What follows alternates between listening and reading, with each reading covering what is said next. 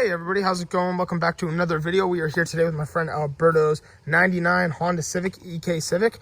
And essentially, this car is going to be a all-wheel drive, turboed K-Series, K24 block, K20 heads, and a couple other goodies in the engine build.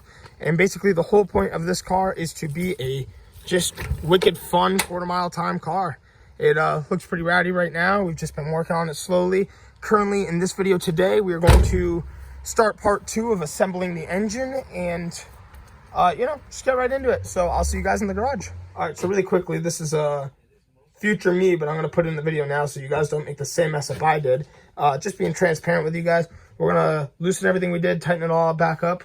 Now we know how to, at least, but you're going to want to run a thin layer of silicone right here, right on this metal strip underneath the cam bridge. I'd rather do this now instead of having to do it later and we got oil leaking and then have to retime the engine and all that fun stuff. So I'm going to do that real quick and then we'll get into the torque specification right now. All right, so now we're going to torque down the cam bridges, and essentially this is the diagram right here of the order you're going to need. Pause it, take a screenshot, do whatever you got to do. We have 3 6mm bolts. We have one here, one that's going to go down here, and one that's going to go down here, and those are all torqued to 9 pound-feet. And then we have our 8mm, which get torqued down to 16 pound-feet. And like I said, there's the order they get torqued in right there. And we're going to jump right into this. It's pretty simple. I recommend tightening them all down by hand first in that sequence, tightening them all down again by hand in that sequence, and then torquing them. And I'll see you guys after we do that. Don't forget too, when you're doing this, make sure you check and see if you have a bolt there. Make sure you tighten that to what you need to. Also, some engines may not have this 6mm right here. Kind of a funny thing. So that's, I'm assuming, why we were missing it to begin with. But we're going to move on to the next. So one of the next projects now, while we're here, is we're going to bolt up our Honda S2000 oil pump. Be pretty easy to do. Sits right on there like that. We're going to go find our bolts and get it torqued down. All right, so now we're on to another big, exciting part of the build. So this one's going to take a little bit of a tedious work, but it should be pretty easy. We're going to teach you guys now how to time your engine. Right down here, you're going to want to add these gears. You got this one with the bigger gear in the back. That's going to go to your oil pump. We have not yet tightened down our oil pump. And right down here, this chain, the main chain that connects to the cams, is going to run on the smaller gear. And you put this right here on. We got our big bolt on for the end, though. We don't really need this right now. All right, so I'm here today now to show you guys how to time your K24/K20. It's pretty easy now that we have the steps. I can even put a picture of the diagrams too. I probably will, but essentially, this is it described. So you're gonna want you have 2 gold teeth here, and then you have 2 gold teeth here on the timing chain. So there's a dot right there that goes in between the gold teeth. You're gonna have to pull this one back a little, set it into place. This one's already in place. And then down here, we have a little gold, just one gold piece. And there's going to be a dot on the tooth.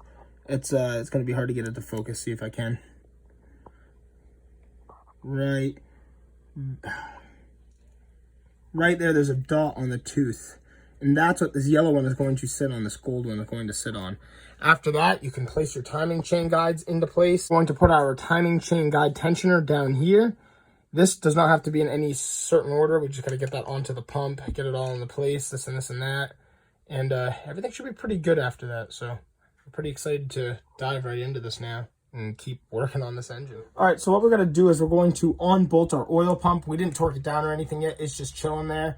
We got to unbolt that so we can fit this chain right on there. And we're going to leave it on there loosely, time everything. And then lastly, we'll come back and tighten up the oil pump, the very last step.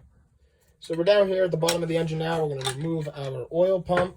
And one thing I got to note too, if you're running the K20 oil pump, is right down here, we're going to remove this and we have to completely plug this hole with just like a bolt or something. So we're going to pull this out, put a bolt there, and we'll be all set to go right there. So really quickly, just to show you guys, this bolt is really fragile. You're going to have to be real careful with it. Sometimes these come unthreaded too. So sometimes you even have to add your own threads depending on what crank cradle you have.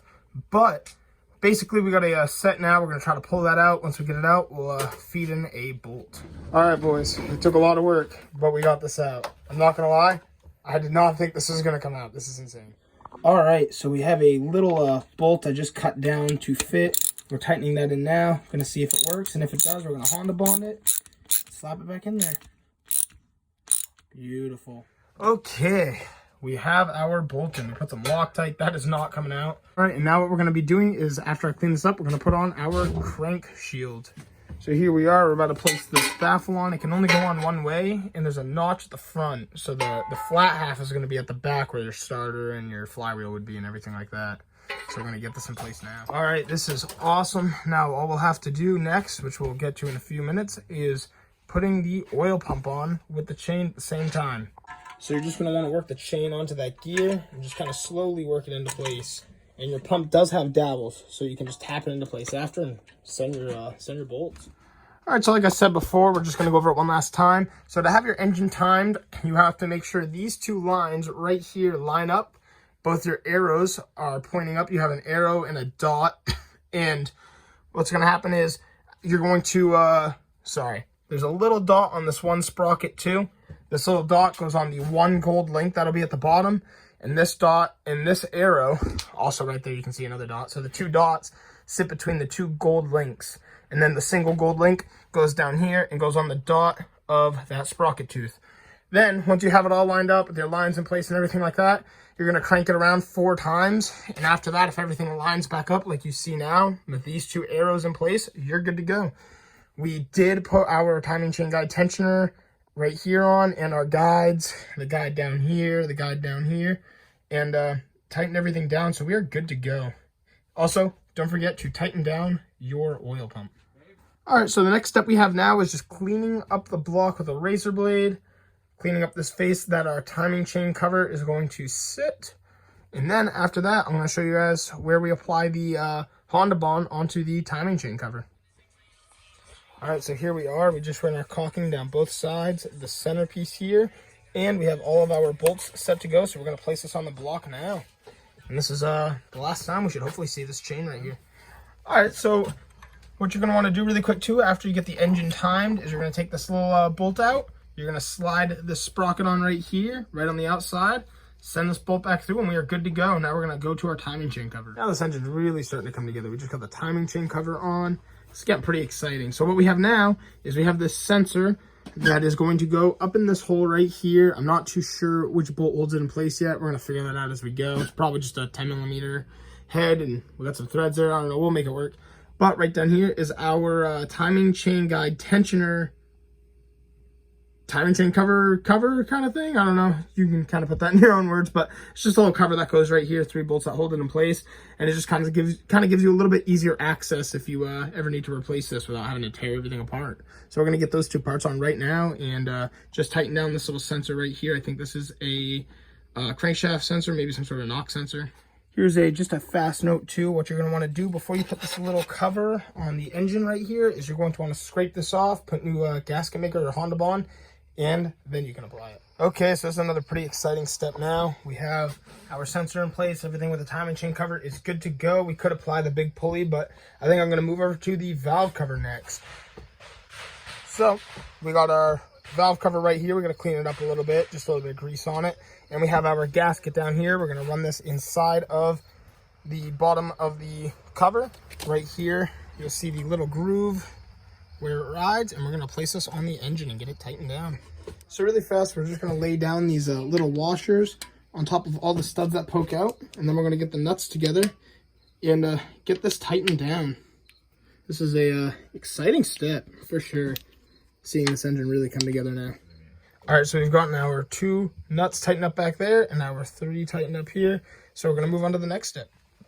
And now we're going to install our crankshaft pulley, and all we're going to do is send the bolt right through there. There's a little notch, so you really can't mess up putting this on. All right, guys, so the car is now in the garage. We're going to take a little break on the engine. As you can see, the hood's been taken off, the fenders, grill, lights, bumper, a lot of things have been taken off the firewall. What we're going to be doing essentially is shaving some things, you know, a mild shave, clean everything up, repaint some stuff, so it's going to look sick.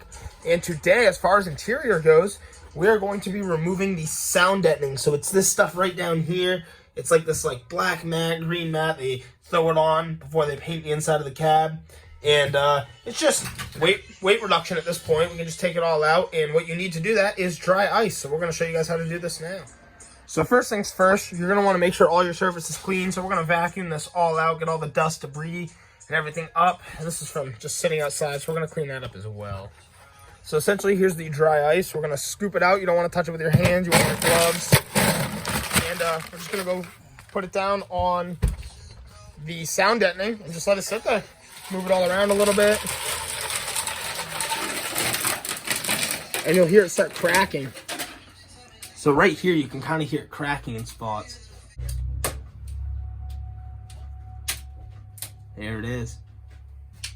So what you usually want to do too is you want to go really thick on it typically, but this is a good start just to kind of spread it all out. All right, there we go. Now it's all throughout, all the spots that it needs to be. You can see it's created like a fog down there. Been sitting for about 5-10 minutes right now. Still cracking.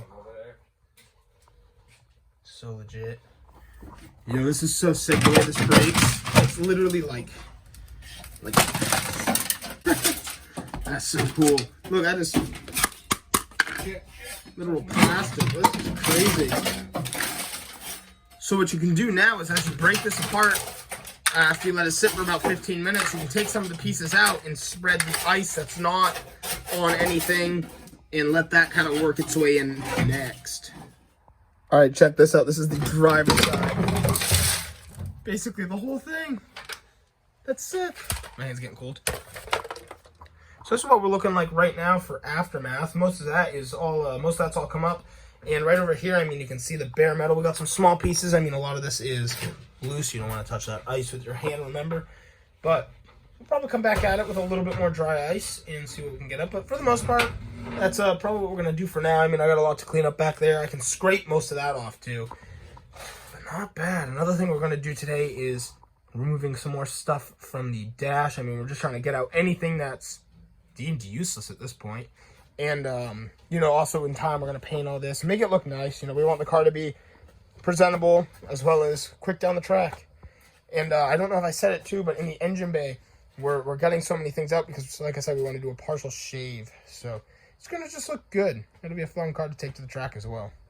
All right, so we actually worked at that a little bit longer. I mean, there's still some more to get off, but this is looking way better now. I mean, we really reduced the amount of that. There's still some on the back there you can see. It's going to be a little tricky to keep some dry ice on that. We got to get some more. But this is just a good show real quick of what we've done. I mean, it really took the floor off. I mean, that was quite a bit on each side. Just to clean it up, though, I mean, this car's never going to be on the road. It's strictly a drag car now. But tons of fun things to still do. All right, so another thing we have going on right now is we just disconnected the dash. It was up to Candy. But we have the metal bracket right there for the dash support. We're just laying the steering wheel down for now. And we're going to remove anything in here that's useless. So I'll show you guys what we remove as we go. So right over here, now we're going to start by removing the heater core. I'm pretty sure it's the heater core. Just get this out of the way. It's completely useless for anything we'll ever need it for. So it's going to be a good little quick cut. Right here, we got the top plastic off. Used a little bit of unnecessary force, but there's some hoses at the front of the firewall that we got to disconnect right now. And once these hoses come out, we can just pull this right through. That frees up so much space, and this thing's pretty heavy too. All right, guys, that's going to do it for today's video. I just want to give you a quick rundown, a little bit more of an update. This is probably going to be a quicker video of us just tying up a little bit of the engine.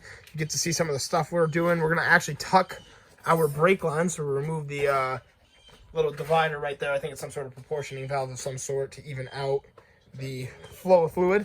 But, you know, good start. I mean, this is all gutted. We took out a mat. I forgot to show you guys this mat. I know it's supposed to be for fire resistance, but that's all right. We're going to get that out of place so we can start welding on the firewall. Just anything, you know, we're going to try to shave up that engine bay. We got a lot of the stuff out of here, all the sound deadening stuff. It looks like a mess right now, but we got the dash pulled forward, you know, everything. I mean, quite a bit of progress in this one video, but I just want to give you guys an update on this car. It's been a little while, and just wanted you guys to see what we had going on. But again, thank you so much for checking out today's video. If you want to see some more Honda Civic all-wheel drive turbo swap content in the future, don't forget to like and subscribe, and I'll see you on the next one.